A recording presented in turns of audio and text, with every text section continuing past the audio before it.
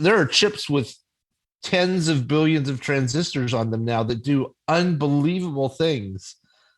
Like the chip, here's a cheap Apple phone, but that chip, it not only has an amazing processor on it, but it also has an amazing graphics processor on it. And it has this other thing called the neural engine, which is there specifically to help AI, all on one chip, all that fits in your pocket. It's so unbelievable. And so Ray simply extrapolated and said, okay, if that happens and that happens and that happens, then eventually we're going to have enough transistors to mimic the power of the human brain. And then we're going to get conscious computer beings. And then they're going to keep advancing. One path is humans become irrelevant because this super intelligent species takes over.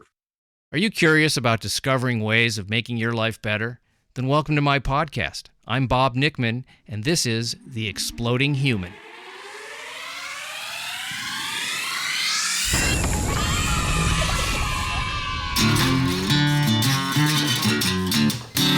Listen in while I talk with all kinds of people in the fields of personal growth, health and healing, alternative therapies, psychology, spirituality, environment, and the future. I'm looking for those answers that make life better for everyone. You'll meet cutting-edge practitioners, doctors, artists, filmmakers, business people, and those who have overcome challenges. The brave, the curious, anyone who is out there helping us humans to explore, expand, and explode. Hey, this is Bob Nickman, and welcome to The Exploding Human. My guest today is Marshall Brain. This is his second appearance on the show, and we're going to be talking about something called Singularity, which I will explain in a minute, and a lot of stuff about the future. Always enjoy talking to Marshall. But before we do that, check out my website, theexplodinghuman.com. Over there, you can listen to episodes, read synopses of the episodes, little bio on myself, see photos of my guests, and if you'd like to donate to the show and support us, that would be fantastic. There's a little button you can click and through Patreon, make a donation. And that will also give you access to some extra content. Also, you can listen on the YouTube channel, which is The Exploding Human with Bob Nickman, add with Bob Nickman. And there's The Exploding Human Facebook page. Lots of places you can listen to the show.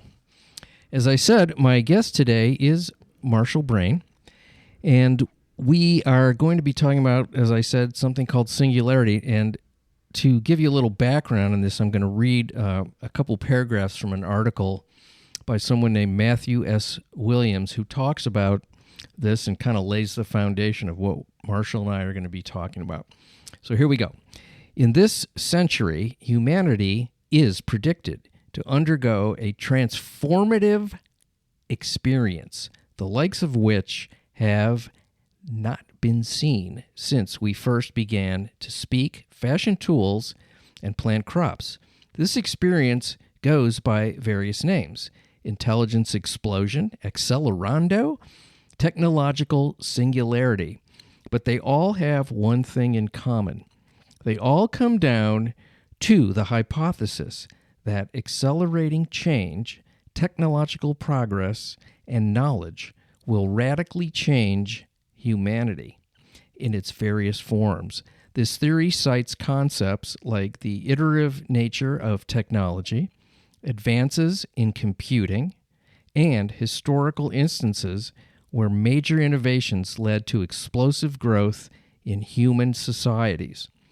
Many proponents believe that this explosion or acceleration will take place sometime during the 21st century. While the specifics are subject to debate, there is general consensus among proponents that it will come down to developments in the fields of computing and artificial intelligence, robotics, nanotechnology, and biotechnology.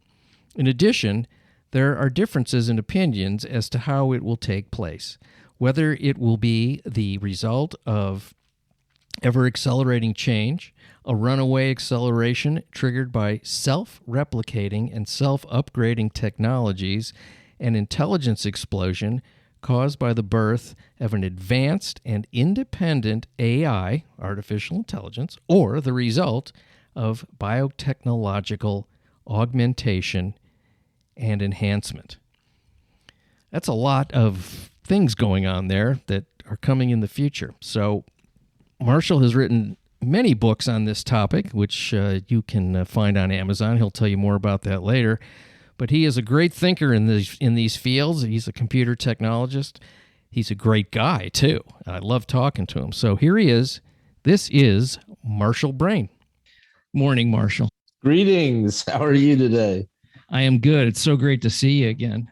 I enjoyed our last conversation immensely. That's why I got a hold of you again. And I was just thinking when I read this article on, Singularity or intelligence explosion or whatever you want to call it. Accelerando is another name. I hadn't heard that one. Yeah, that's in the article that I was reading. And Accelerando. And the overwhelming feeling I got, and maybe this is just more about my own personality, was it scared me. I got scared. Like, I can't handle this. This is like too much, too fast, and why? And I think a lot of us are feeling that right now. That's actually a great place to start. And let me say that I tremendously enjoyed our last conversation, so I'm glad we're able to get together again. There's so much change happening to us right now as a society. And then you layer that stuff on top of it, and it's like, oh my God, it's too much. So you're saying we have all these current issues that are going on. Oh, yeah. Adding all this other sort of hyper computerized biotech, accelerated everything. Right. On top of mass stupidity. Right. It's so much stuff. So you have the pandemic, which affects every human being on the planet. You have the whole climate change thing, which is, hitting us from multiple directions. Where are you physically located right now? I am in Los Angeles. Right. Okay. So, right, you're in the West, which theoretically could run out of water any day now if you listen to the news, right? You're going to be boiling ocean water just to have something to drink. There's the drought in the West, plus the wildfires, plus the flooding in other places, and it just seems like it's all happening. 3 years ago, we weren't really worried about this, but now it's right in our face. So you have the pandemic, you have climate change, you have what the heck is happening to the country, from the political sedition, whatever standpoint. Yeah, well, tremendous divisiveness. Yes, right. And then you have like whatever's happening in Afghanistan right now, which, just as a human being, to hear some of the things happening in Afghanistan, you have to feel bad for the 40 million people who live there, regardless sort of politics or anything. Just as a human, I would not want to be in that situation. And I'm thankful that I'm not.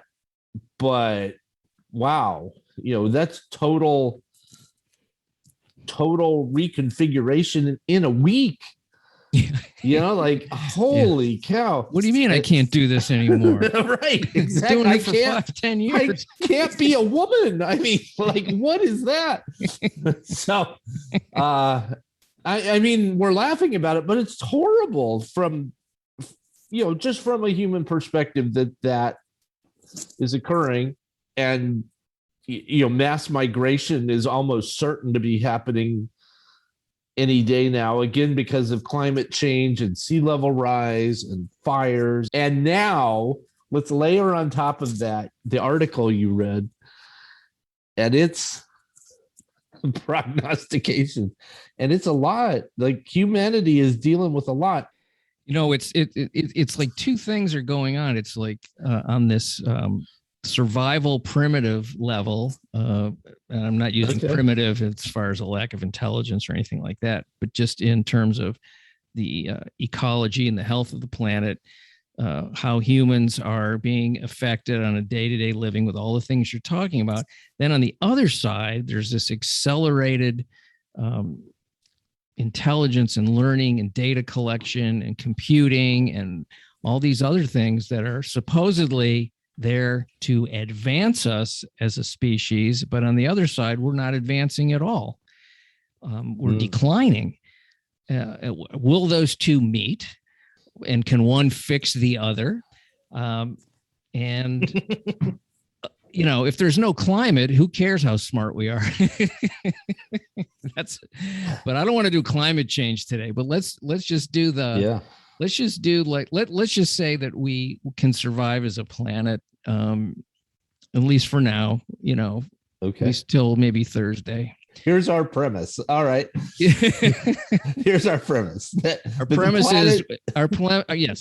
is that we will somehow not decelerate into mayhem and self-destruction. Right. Okay, that's a good premise. And it's a positive outlook, and we are a resilient species. And the worst case scenario is that mankind gets completely wiped out or almost wiped out, and we have a do-over. Okay. It's happened before. It's happened before, and it's happened with, other species, dinosaurs and things. That may happen. But for us, we got a few more years to kind of ride the globe around. And if we have this accelerated, I've been reading about and listening to Ray Kurzweil, and he talks about how we double information. It used to take, 2,000 years, and it was 500, then it was 50. Now it's like 20 minutes.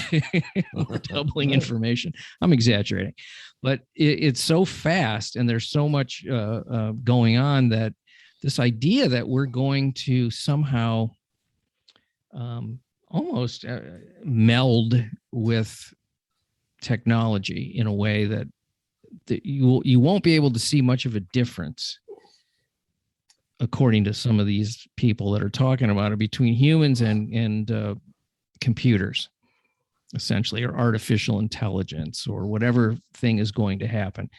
And the idea is that it's somehow going to improve us. And what is that, how do we need to be improved? Is it less work, more money, longer lifespan, better health? I guess those are sort of the things we think about. Okay. Well, let's step back a little and talk about, since you brought up Ray Kurzweil, he's been talking about this thing that he kind of coined the term singularity for a couple of decades at least. Yeah. Probably back in the 90s. So if we look way back in Ray's life, he made a name for himself doing speech stuff, like artificial speech, way back when, computers were just, or microprocessors were just becoming a thing. And it's good to remember, like if we go back to 1980, which isn't that long ago, that's 40 years ago, the microprocessor had just come out, and it had about 2,000 transistors on a chip, right? This is the very first microprocessors. And that was a miracle, right? 2,000 transistors on a chip. Oh my God. Unheard of. Right. It was unheard of. And it was an 8-bit, really primitive microprocessor. But you could, a normal human being could go to Radio Shack and could buy one of those chips for $300, and you were holding in your hand a computer, and that was a miracle. It was unbelievable that Yeah. you could do it. And Ray is in that environment. Ray is of the same cloth as Dean Kamen, for example. Dean Kamen being the inventor of the Segway and a whole bunch of cool robotic stuff. Ray and Dean, and really Elon Musk, only Elon Musk is working at a much higher level, but they're all visionaries. They're all technologists. They're all able to think outside the box. And so Ray comes up with this concept of the singularity because that 2000 transistor chip became 4000 and 4000 became 8000 and 8000. And now we have chips with, there are chips with tens of billions of transistors on them now that do unbelievable things. Like the chip, here's a cheap Apple phone, but that chip, it not only has an amazing processor on it, but it also has an amazing graphics processor on it. And it has this other thing called the neural engine, which is there specifically to help AI. All on one chip, all that fits in your pocket. It's so unbelievable. And so Ray simply extrapolated and said, okay, if that happens and that happens and that happens, then eventually we're going to have enough transistors to mimic the power of the human brain.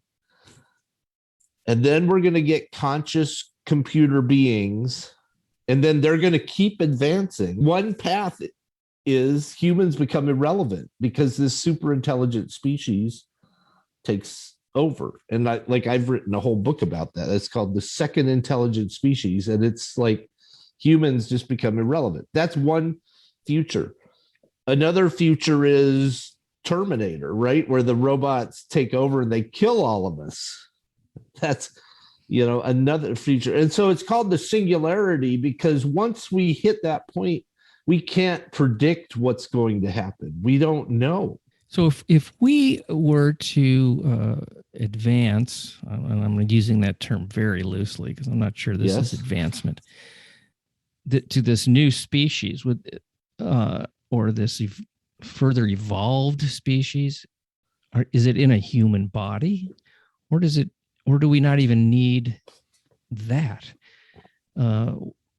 Let's say we do this, we're talking about adding, one of the possibilities is adding computer chips into human brains to increase intelligence. Let's say that happens, because it's looking like that is happening already on a very simple level, and that it can mimic consciousness or actually have consciousness. That's the part I think that freaks me out, is that there's something that is smarter than me that actually understands consciousness better than I do.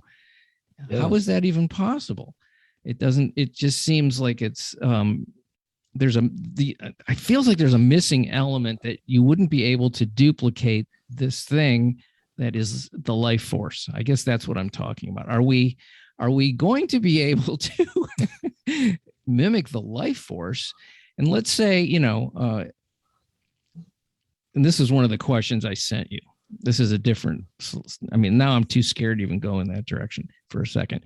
But let's say I have this ability now with this implant in my brain, and I've become this super intelligent person, and I have all this biological amazingness, and I'm living up to 200 years. But now, the shell is deteriorating, and I don't want to die. I feel like, I got at least another 600 years in me. Can I take my brain, download it onto some sort of a, consciousness hard drive, and then put it into a new, shell, and go another 200, 300, 400 years? And what is my purpose in life? To live forever? And what happens to things like, I'm laying all my questions out at once because I'm going to let you go. What happens to things like love, sex, connection with other people? I say, oh man, I say to my kid, this is Marshall. I've known him for 400 years. We're really old friends. Jeez. That's a lot of relationship right there. Yeah, it's a lot of podcasts. What do you think? Or do you? Right. Well, so I've written a lot about different aspects of this. So there is the book, The Second Intelligent Species, which talks about us developing an artificially intelligent, conscious being, essence, whatever. I've written a book called The Day You Discard Your Body. You just throw off the physical body because it's such a pain in the ass. Like, who wants to use the restroom every day for 400 years when you could just discard your body and not have to do that? I mean, that's a simple example. The body is the thing that wears out and causes death. So if you get rid of it, you extend.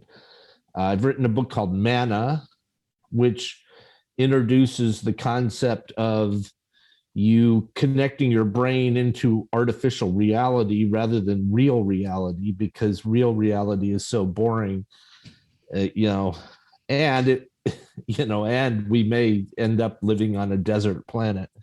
So why would you want to experience the desert planet when you can experience anything in virtual reality? So I've written about this a fair amount.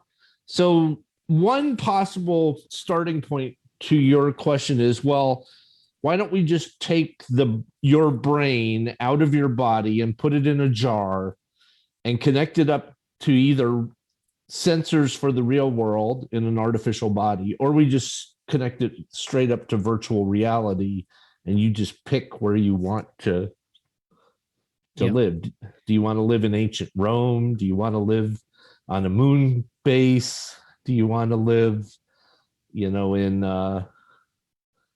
Mario Kart? I mean, you can live anywhere, right?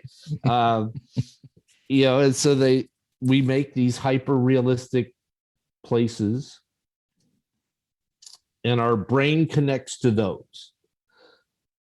Out of all the scenarios, that at least is imaginable, because you don't have to deconstruct and download the brain. You're just taking the brain out of its body, and then you can give it optimal support.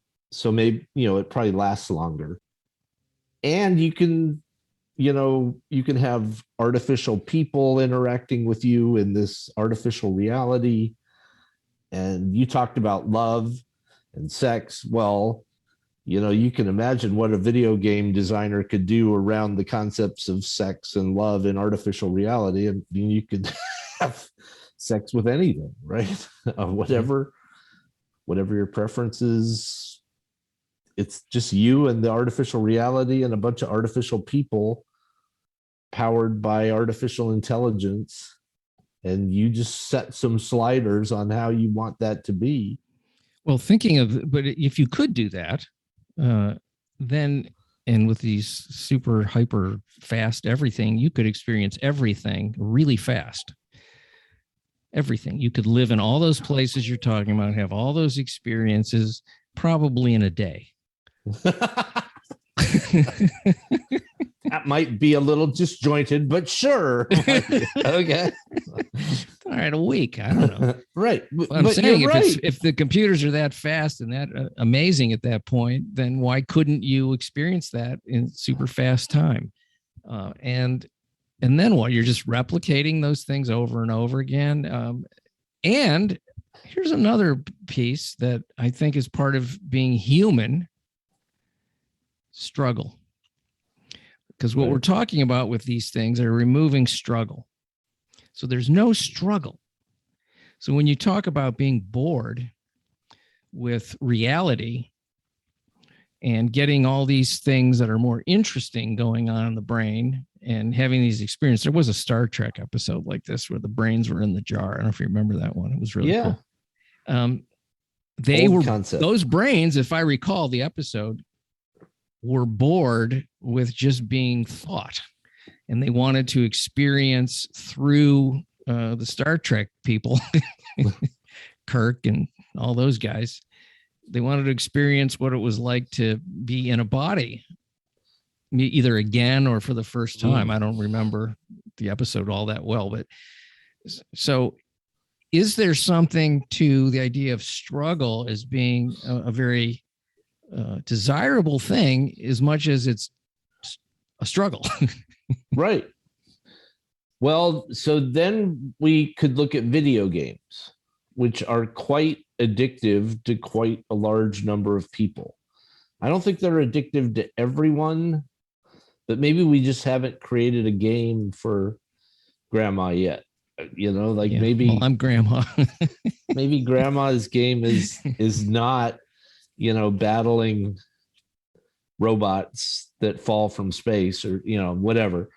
Maybe her thing is different, but people will play video games for days, right? Like because there's struggle, you have to fight the bad guys and you have to solve the puzzles, and there's the final boss that you have to defeat with a team of other people. And, you can make some pretty compelling stuff in a video game that will keep people engaged and entertained, or whatever word you want to use, for a really long time, until they get tired of it, and then they just go to another video game, right? They just pick another one because it's fresh and new, and the challenges are different.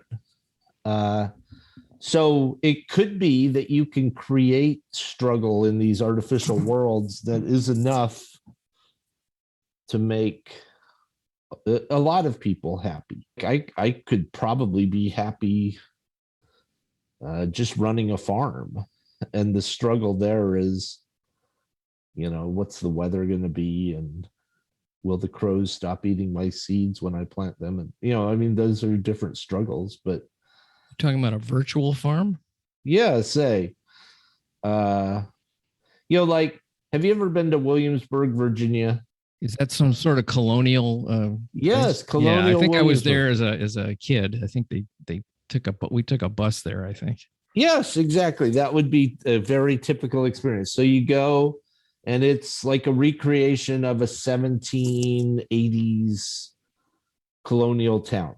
Mm-hmm. And they have little actors in it, and some of the actors are making baskets, and some are making shoes, and some are making silverware, and some are making paper and books and guns. And right. And they live in little houses that are made out of wood, and that's basically all they have, right? They don't, the blacksmith can make nails, and that's what you got. And I could easily imagine living in a recreation of colonial Williamsburg and probably being pretty happy personally, right? I don't want to fight robots falling from space. I would rather, be a shoemaker in colonial Williamsburg, maybe. Yeah, except you wouldn't get eaten by a bear at age 24. You'd be right. But it's easy to imagine so many virtual experiences that everybody could find something or a series of somethings that they like, because they can tune it to exactly their personality. Okay, that's an interesting idea here. Personality. How is that shaped now? Where does personality come from? Usually it's a combination of some genetic piece and upbringing and experiences as a kid, and you develop this personality.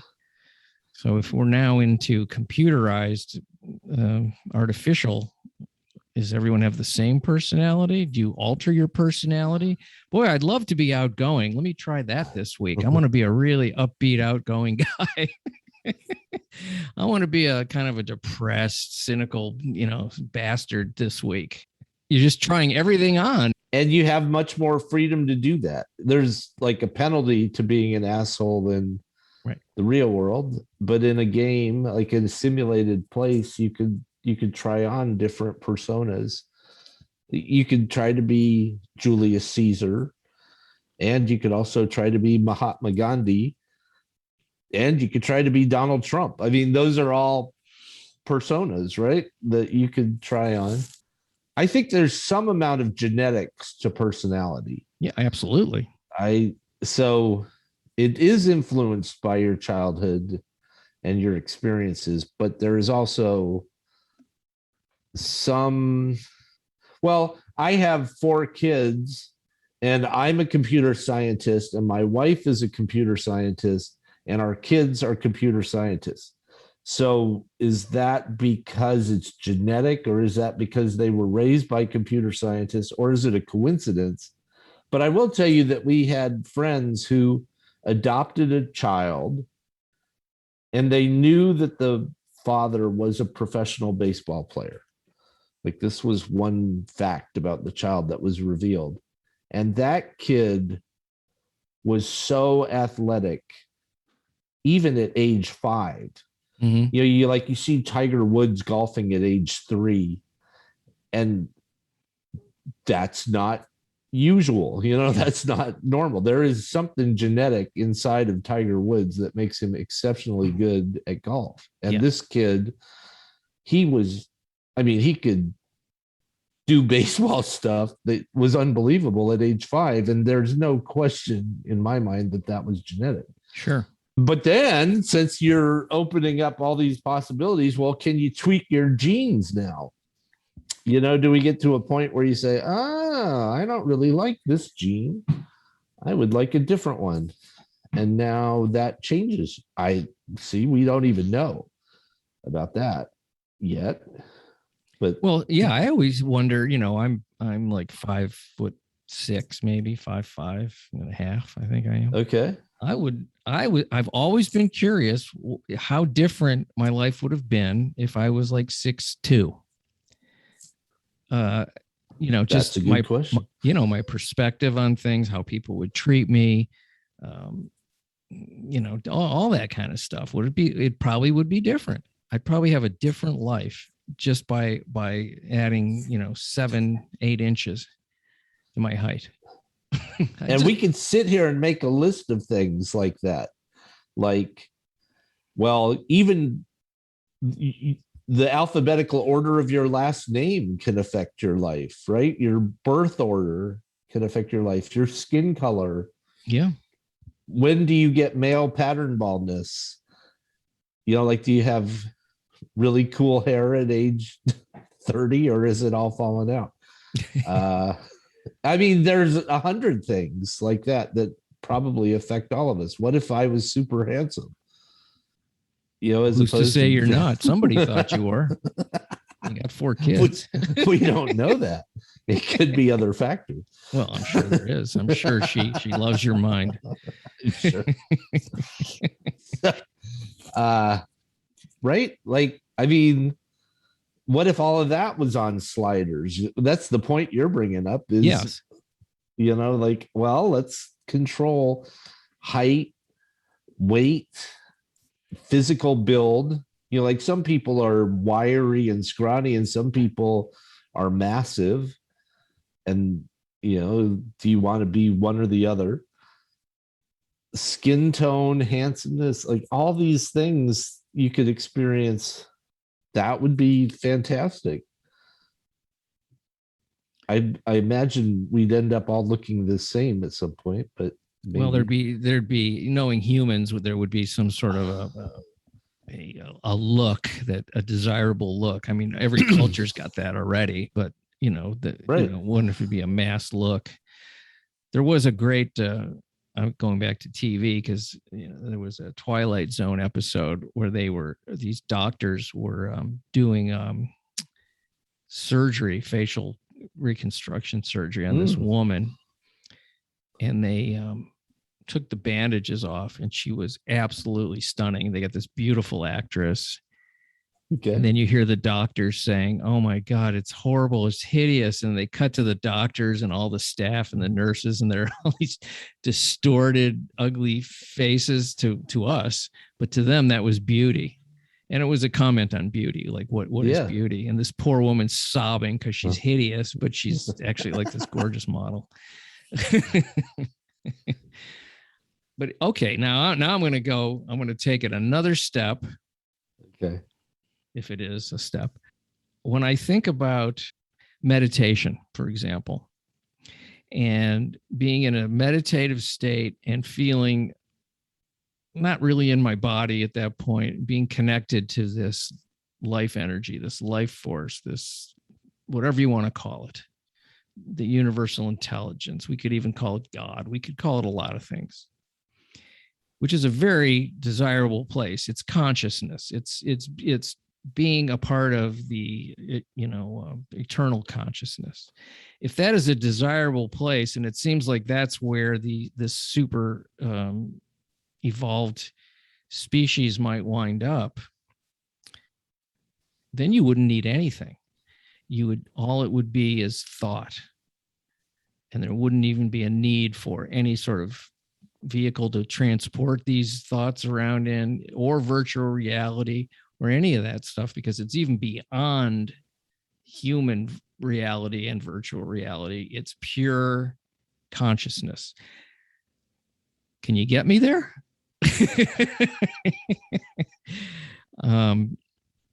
You know what I'm saying? I mean, where are we headed with this thing? What is the desire? I mean, human beings always want to have less pain, less suffering, a life of I guess, I don't know if I guess it's more pleasure maybe, but happiness and pleasure aren't the same thing. What is it that we want as human beings that this is headed toward? Because I see a lot of this stuff, and they talk about all the advancements in the various sort of mechanical type fields, but you very rarely hear anything about the consciousness part in terms of what who are we and what do we really want as a species, and then where do we come from, and so why are we here? Are we here to go back to the thing that we came from in this new way? Chew on that, Marshall. How do you feel about consciousness modifying drugs? Well, I like them as a way to get me to a place that I might not be able to get myself. Okay. I've enjoyed those experiences. However, I don't do that stuff at all, because I think there's some value in it, but there's also a B side to it, which is ultimately borrowing from the future and winding up in a place that isn't really very healthy. Mm-hmm. I liked, a couple of the experiences that I had. I thought it was really interesting, but I wouldn't want to live in that state.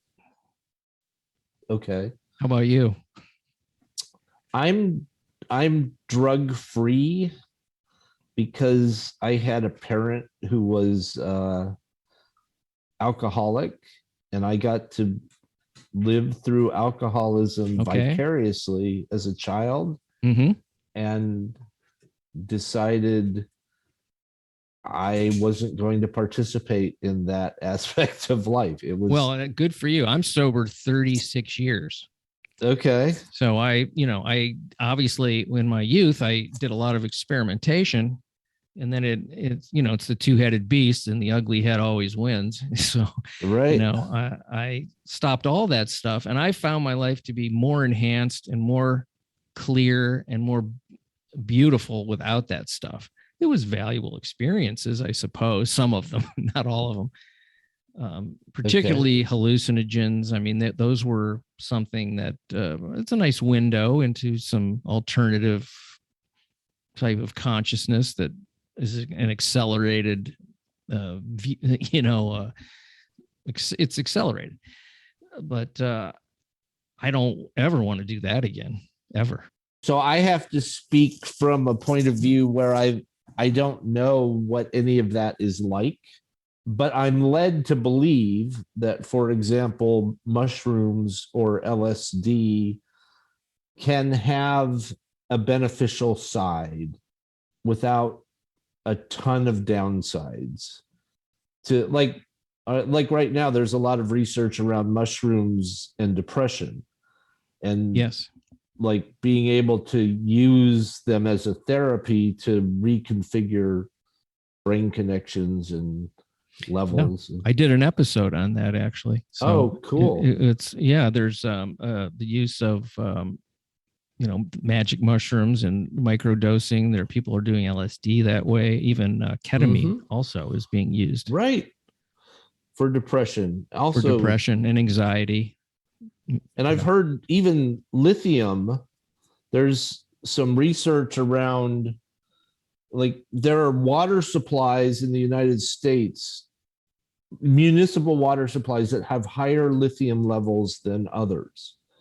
And those towns or cities have lower suicide rates. Wow.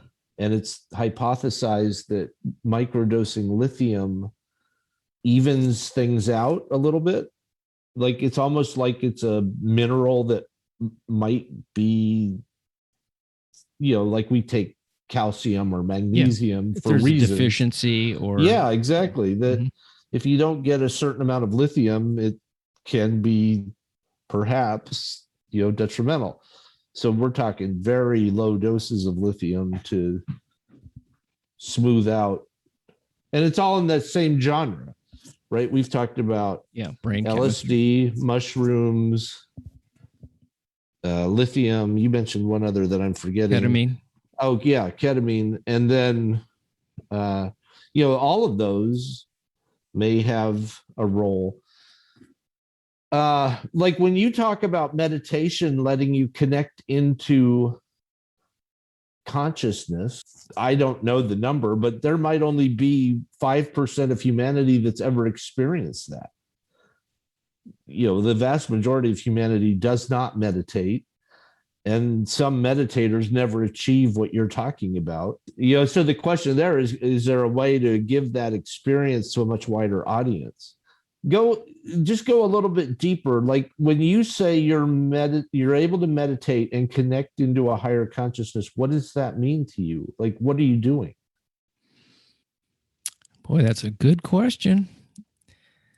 I'll tell you what it feels like. It feels like I'm aware of my body, but it isn't me. The body is not me. The me in there is not, the body is just the sort of the vessel. And inside there is this energy that connects with an eternal kind of an energy, a vastness. Like I feel like I'm the most connected to something that's very real, like the source of where I come from.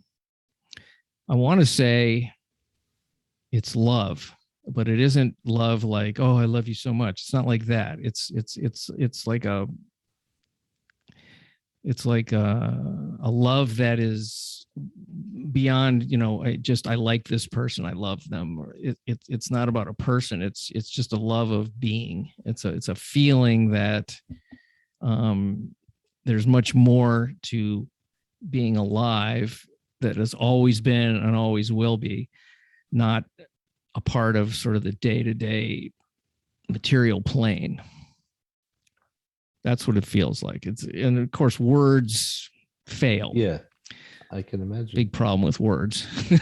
Right. Feels great. It feels very relaxing and peaceful, and I feel it just feels right. How are you able to induce that state? Relaxation.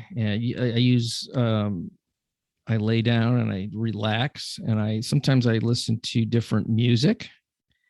Okay. I'll listen to certain frequencies that generate certain feelings. Like there's a lot of, if you go on like YouTube and just look up certain energy and healing frequencies, there's different, they've mapped out a lot of this stuff already of what certain DNA repair or creativity is another one. There's something called binaural beats. If you've heard of that, it's really interesting stuff, where there's certain frequencies that pulse into the brain and in the body, and it will induce even more of a state of relaxation. and connection. And I experiment with different ones just to see how I feel. Some give me more energy. Some are a little bit more, ethereal, I guess might be the right word. It induces a certain type of combination of clarity and calmness at the same time. Wow. And no, go ahead. I just, when I move through the world after meditation, I not very much bothers me. I'm still aware. I'm still able to function. I'm still able to do stuff. It isn't like I'm walking around barefoot in a robe, with a peace sign. I don't do that. I'm not that guy. But I feel, it's, you ever heard the phrase, wear life like a loose garment? Uh-huh. Yeah, that's what it feels like. Okay. It's a great place to be. And I bet. And if I don't meditate, I'm a little bit more, a little more anxiety. Things in life get to me more. I take things too harsh, maybe, or I'm affected in a way that, that's isn't probably the best for me sometimes. And I'm not saying I'm shutting down normal human emotions at all, because I'm not. If anything, it's enhanced. I experience probably more compassion. Right, because this notion of a higher consciousness, connects people together. It doesn't divide them apart. Would we be able to use some of these things we're talking about to get to that kind of thing? And if that's what we're trying to get to, do we need to do that? I guess what the idea is, we're trying to improve humanity, improve, which we've always done as humans, trying to improve our lifestyles to make life more enjoyable, I guess. Is there any relation to that in religion or spirituality? Like, do you see them as intersecting at all? Well, I think that this is something I always say. There's nothing like religion to screw up spirituality. I see them as not necessarily the same thing. Well, they aren't the same thing. They can be. They can intersect. But I don't see them as even, there's this idea of what I'm talking about, which sort of transcends any actual specific, religion, particularly in terms of rituals and doctrines. And that's all fine if those tasks, help you to achieve, a place of compassion and kindness and love and all those kinds of wonderful things. All too often, it's the exact opposite. See Afghanistan. Yeah. So yes, I would say yes to spirituality on the religious side for the most part. Okay. Yeah. Is this consciousness, can it be portrayed in some godly way, or is God and this consciousness two separate things? Well, I guess you'd have to define what God is, but I guess it can. I don't even like the word God, just because of all the bad press and bad connotations, and the religious piece is just on it all the time. So I use the word as a word of convenience, but I think it's kind of it can get kind of muddy with that word for me anyway. So I like a different kind of word. I don't know what that word is. There's one of the things I've been reading a lot about sound and sound healing, because if you really look at what life is, it's energy and vibration. It's really what it is, and we talk about states of matter, solid, liquid, gas, but there's another state of matter. This is something I've learned. I'm going to pass this on to you. Nice. And this, the space between you and me right there, whatever, wherever you are and wherever I'm, you're on the East Coast, but all that, let's say it's air, but it isn't air. It's something. It's alive. It's vibrating. It has frequency. It has energy. it's can be known as, one of the words that I like for that is plasma, and it's in space. It's all that thing we think of as space, but it's not nothing. It's not deadness. It's not. It's something, and that can't really be quantified as a solid, liquid, or gas, because it's not any of those things. And if that's what there's the most of, is that. It seems like, right? Okay, sure. A telescope, there's not a lot of sort of seemingly solid objects out there compared to the rest of it. What is that stuff? Is that what I come from? Is that who I am? Is that what I'm tapping into? This is fun shit to talk about, because I still got to pay the gas bill and, get to the store. And how unfortunate. Yeah, isn't it? Well, and your point about what is happiness and what is pleasure, and like where is humanity advancing to and why? Yeah. And then the idea that there has to be struggle as well. One version of the future is utopia, where there is no, it's all pleasure, no pain. But then there's the suggestion that there has to be pain or it has no meaning. And then there's the suggestion that there's this higher consciousness that is above all of it, and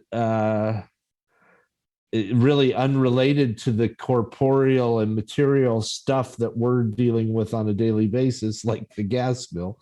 And then there's this whole artificial thing that we're growing up right now that could be a part of that, or could be completely separate and it's attacking us, or it could be helping us, or who knows? Like all of those things together, that's a lot of philosophy to process. It really is. And the brain just sort of hits a wall and kind of goes, you know what? Let's have lunch. Yeah, let's have lunch. That's exactly what it comes down to. Yeah, I love this stuff because it really pushes the brain out, to kind of pulsate in this other way. But, I think it's a good thing for us to question the things that we do and why we do them, and what is the goal of these things that we think are, maybe improving or maybe not improving, because everything's got, it's got an A side and a B side. It's like there's a lot of great medical stuff too that comes out that helps a lot of people, and then there's other things that we're doing in those fields that may not be the best thing for people. People living an extra 8 to 10 years on machines, is that a quality of life, and is that actually better than if they had passed away 8 years earlier before they had all this support that didn't exist 20 years ago? I wonder about that. My own father lived beyond what he would have 30, 40 years ago due to medical technology, but he wasn't very happy about it. He says, I don't like it. This is not the way I want to live. So yes. So I wonder, it's like if you have the concept of light, it cannot exist without the concept of dark. It's just light on its own is not light. It's just this thing, but in contrast to darkness. So then it is something, and vice versa. And that's sort of true of almost everything, that there's this piece to living that is, it's ironic. There's a dichotomy to almost everything. So, I really see the world as a lot of the time as having this, it's like two sides of a coin, and and I guess the happiness or the thing that feels the most right is some kind of a balance between the two so they can coexist. One thing the internet has and is teaching me is that every single person is so different. There's some commonalities, but just to bring up Afghanistan again, there's a whole group of people there who've taken over the country, and they believe a set of things, and they're very passionate about it. Oh, they're in their minds, they're absolutely on the right track in every area. It's exactly, and it's passionate. It's not. They don't see themselves as being anything but correct, and right. On the path to being at one with the Lord. Exactly, and Yeah. and then there's a bunch of people who believe the exact opposite, right? And they're just as passionate about it, Yep. and just as convinced. And those two people are never going to find common ground because they're totally antithetical to one another, but they both believe they're right. We sit here and like, which one is right?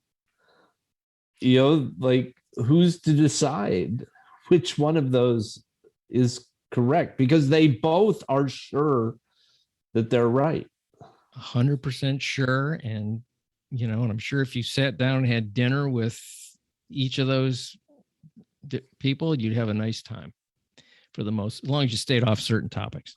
But just on the human level of having dinner, I'm sure there's laughing and talking and loving children and, stories. Passion for the work that they do and, all that kind of stuff. So maybe one of the things that this accelerated computing and data and all this stuff, maybe a good goal would be some form of compromise where people of disparate belief systems can actually meet somewhere and get along. That would be cool. But what I would hope, I actually have a great deal of hope about artificial intelligence, because one thing I hope is that we do create a super intelligent being and it tells us what's right and what's wrong. Like, it actually can adjudicate some of this stuff and say, well, you Taliban people, you're wrong.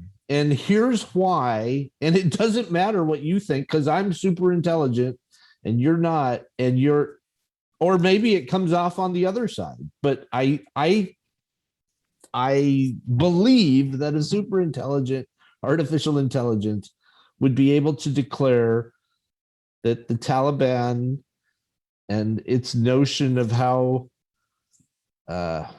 people should live. Yeah, especially how women should be treated. I think a super intelligent being could argue that that's wrong and be certain of that. But as it stands now, we don't have any high authority that can say that. Like, here's another example. If we had a super intelligent AI and it looked at climate change and it said, okay, here's what we're going to do, folks, whether you like it or not, we're not going to do this or this or this or this anymore. And we're going to change over to this. And it starts right now, so that the problem gets solved. Or the super intelligent AI looks at the economy and says, you got 5 billion people living in poverty. We're going to solve this problem. We're going to show you how to create an economy that doesn't do that.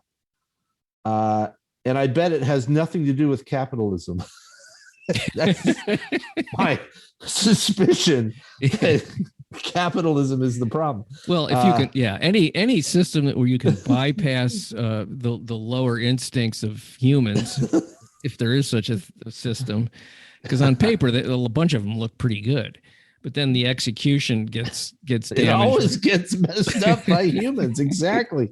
And so I'm optimistic that an artificial intelligence could come in and benevolently help us get our act together on all these different fronts. So an artificially intelligent, benevolent dictator is what the world needs. This is a hypothesis. Yes. I like it. I'd sign up for that. I like your summary of it. Yeah. That say it again. An artificially intelligent, benevolent dictator. that is essentially omniscient, and it can just look out and say, yo, this is fucked up. Right. Am I allowed to say that word? What you're doing right now, this is fucked up. That, you know, Jeff Bezos and Elon and Warren Buffett own as much as the other half of humanity. That's messed up. And we aren't going to do that anymore. You know, like, if there was the ability to have a dictator do that and just say, this is messed up, and this and this and this, and we're not going to do it that way. We're going to do it this right way because my omniscience has let me figure it out, and you're going to like it a lot better when we repattern this, you know, when we reformat this. Well, that's sort of always been my personal fantasy, is to be that guy. Oh, even better. If I could just get the world to listen to me, which is, you know, where all the problems start in the first place, and would just do what I'm saying here, then, you know, we'd be fine. You got it wrong. It's not working. All right. Well, I just hypothesized that artificial intelligence could get to the point where it could solve all these problems. It could figure out the answer to all the diseases.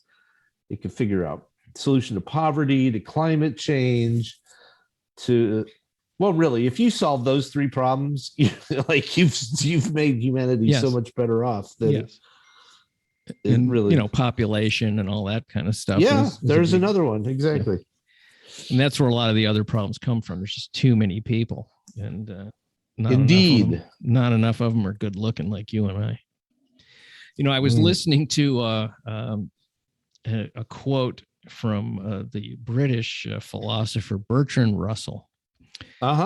And I just thought this was the greatest thing. He talked about facts, you know, like looking at facts and not don't distort them for what you'd like it to be, or what you just really be honest about what is, and go from there.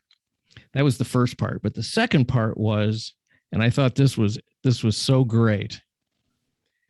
Love is wise, hatred is foolish. Okay. And I thought, simple. It's so simple. Right. Because if we can do those two things, otherwise humanity's headed for where we are now. And he was right. This was like 1953, I think he said this. And there is a lot of hatred going around right now, and it's so destructive. I was watching this, it was a comedy piece, and this woman was playing like a very right-wingy conservative person. She said, she goes, I am angry 24/7, and I have never been happier. And that really was so, it was just like fantastic. It's like the joy that comes from people that are into embracing that kind of anger, hatred. Yes. Yeah. The energy and the juice they get from it is intoxicating to them. Right. Yeah. Well, since we're bringing up quotes, I can't quote him exactly, but there's this show on Netflix that I started writing or watching last night, and it's about the producer. The show is called Geffen. It's like the music producer of that name. It's his story. David Geffen. Yeah, and they open it.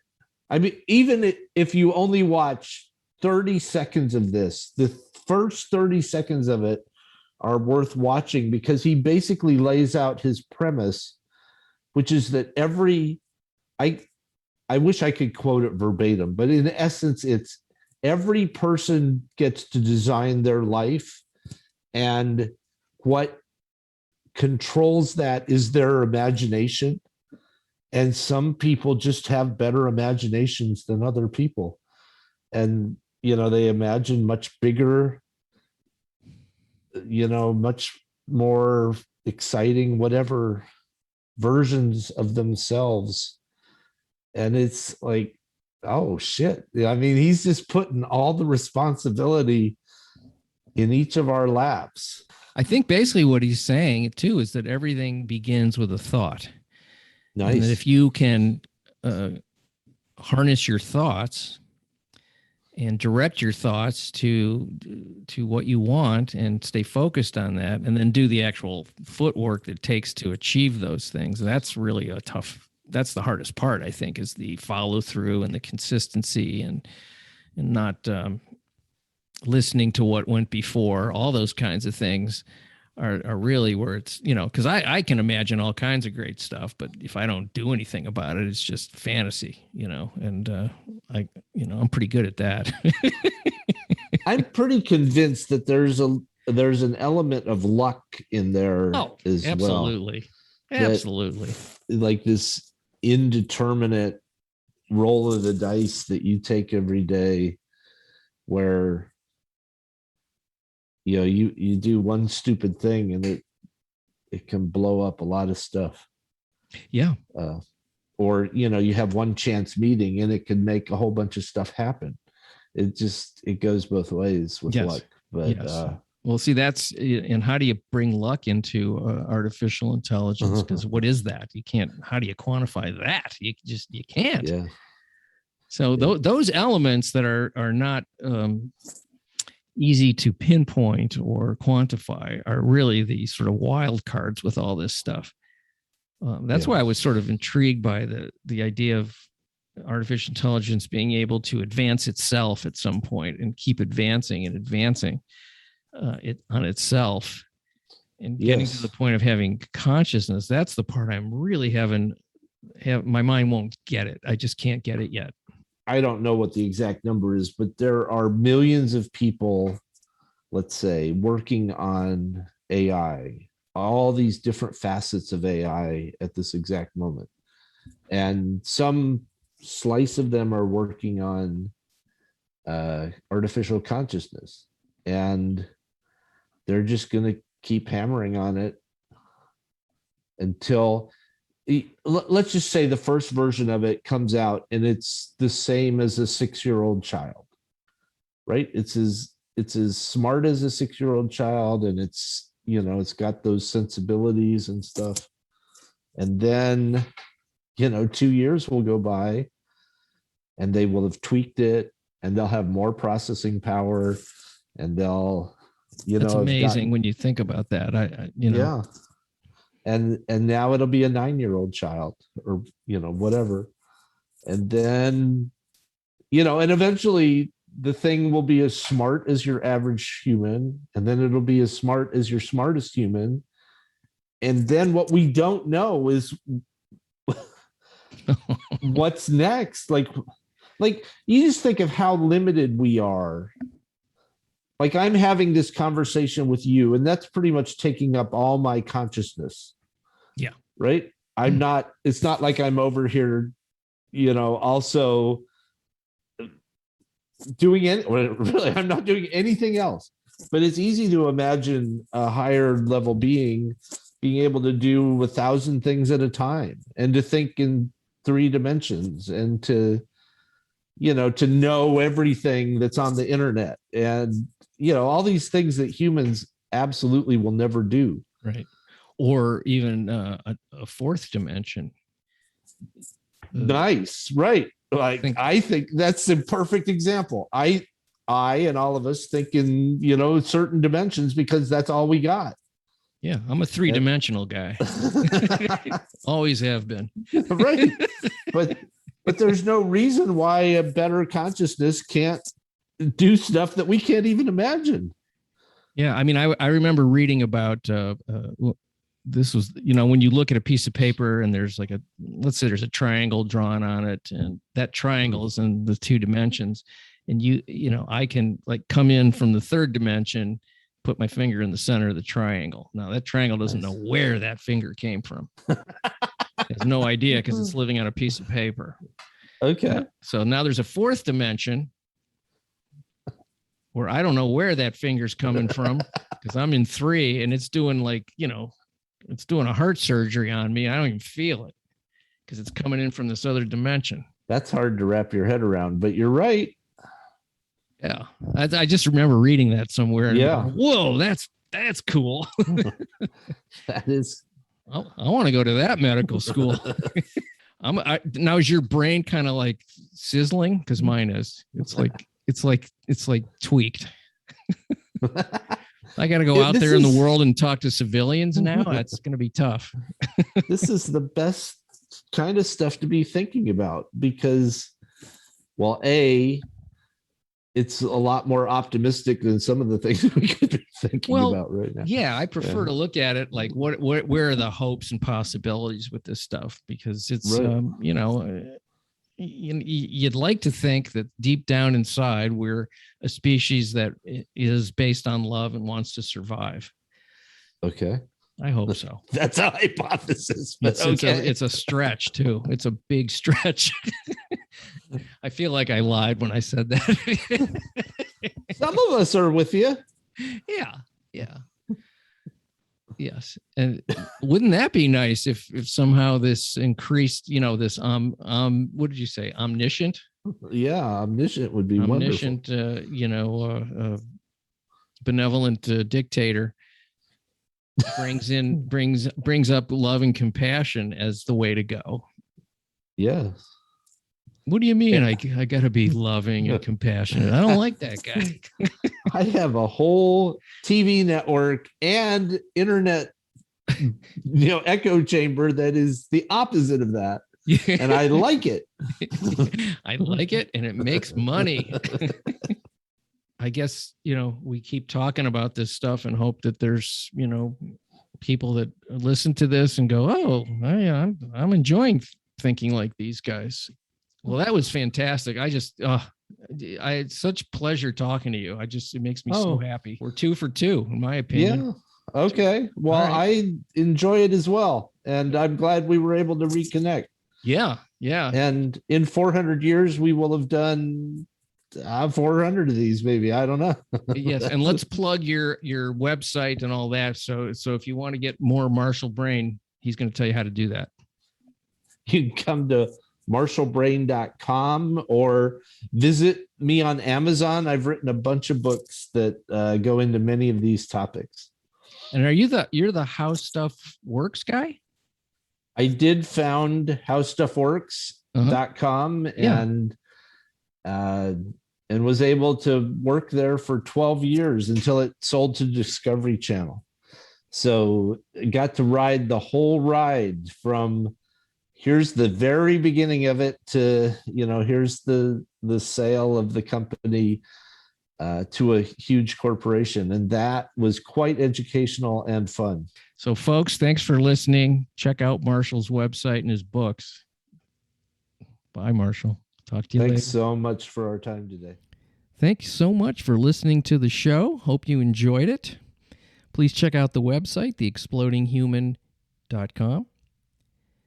The YouTube channel, The Exploding Human with Bob Nickman, and the Exploding Human Facebook page. Another big thanks to Marshall Brain. Check out his website, buy his books, and we'll see you in the future. Thanks, everybody. Have a great day.